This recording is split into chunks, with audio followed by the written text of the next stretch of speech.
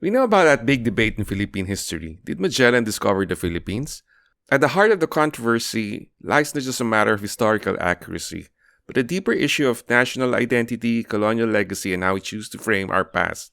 And it is in that framing of the past is actually quite problematic at times. You see, we love looking at history through a modern lens. There's a word for that. Yep, presentism. We take modern points of view and drop them into historical events. Lapu-Lapu was not just defending his island, no. According to TikTok history, he was basically the first Filipino nationalist. Hashtag, the first Filipino national hero. He's not just a warrior, he's a Filipino freedom fighter. Honestly, that's kind of patriotic. Makes you proud to be a Filipino, right? But there's a problem with that. Couple that with the Leyenda Negra and we get this warped view of our history. So here at Lost Filipinos, we'd like to revisit this old debate and bring things into perspective as Filipinos rediscovering our history, which is what Lost Filipinos is all about. Stick around and perhaps maybe you might want to rethink how you view Philippine history as well. For our general viewers, some quick history. The Portuguese navigator Magellan, in behalf of Spain, arrived on the shores of what's now the Philippines in 1521, encountering thriving societies in places like Cebu, Mactan, and Homonhon. These islands, while not united under a single nation, were home to organized communities with their own systems of governance, trade networks, spiritual beliefs, and cultural practices. So, can one truly discover a place that was already inhabited, named, and known to its people? This is where many Filipinos rightfully challenge the term discovery. For them, Magellan did not discover the Philippines. He simply stumbled upon islands that already had names, leaders, and lives. Critics of the discovery narrative argue that using the term reinforces colonial mindsets, erasing the rich pre-colonial history of the islands.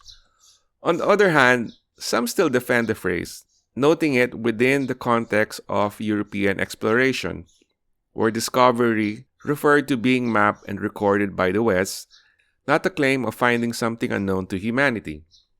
So as some sort of compromise, the phrase Magellan arrived in the Philippines is offered. Well, just to be clear, let's compare the pros and cons. Magellan discovered the Philippines, it erases pre-colonial history, and there's a colonial framing. Erases pre-colonial history because it implies that the islands were unknown or uninhabited before Magellan showed up. In reality, there were already established communities, cultures, and trade systems, and people had lived there for thousands of years. Colonial framing. Discovery suggests the islands only entered history when Europeans arrived, which diminishes the agency and richness of the local civilizations. How about Magellan arrived in the Philippines? Well, it acknowledges presence. It recognizes that Magellan came to a place that already existed and was inhabited, and it avoids colonial framing. It doesn't claim ownership or superiority, it simply states a fact. He arrived. However, there is still a problem with saying this. Saying in the Philippines might be acceptable as a geographic reference as long as it's clear that it wasn't yet a nation. But that's just the point. That's not clear because of the problem of presentism. Take a look at this picture, which is how most Filipinos likely imagine the encounter between Magellan and Lapu-Lapu. At least something like this.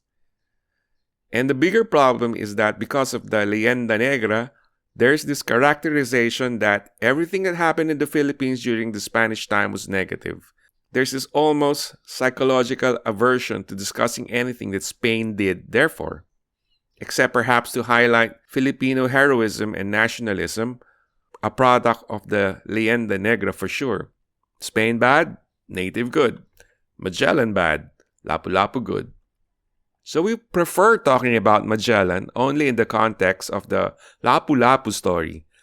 That is, Lapu-Lapu is thought of as a Filipino hero who resisted Spanish colonialism. That is the real story, not Magellan. Clearly, therefore, the phrase Magellan arrived in the Philippines is still quite problematic, as it obscures our real history.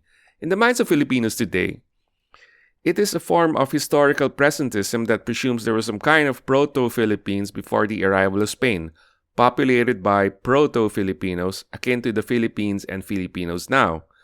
Well, with this, we might as well imagine Magellan arriving in modern Manila and fighting Lapu-Lapu near City Hall, Manila City Hall.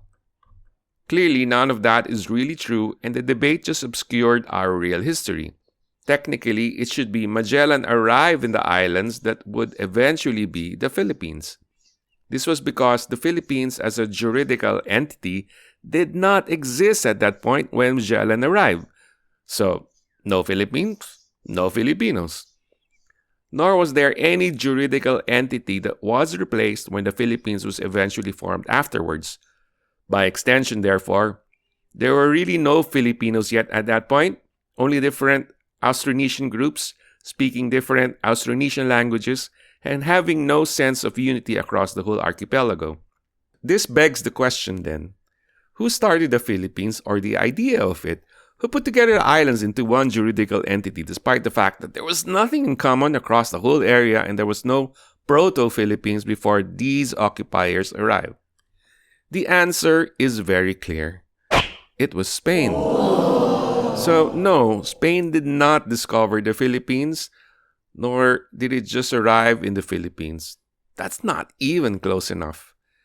It's more proper to say Spain created the Philippines. It's an original Spanish creation.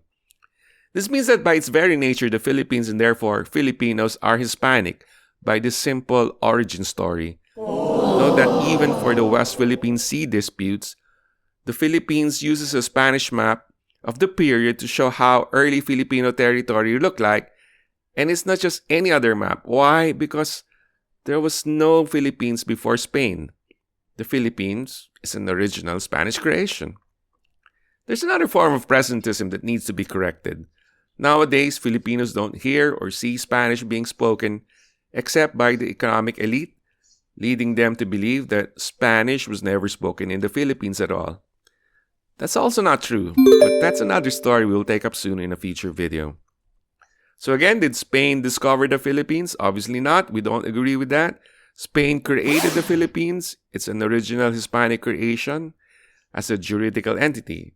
And whether or not Filipinos speak Spanish is beside the point. The Philippines is Hispanic by history and by birth.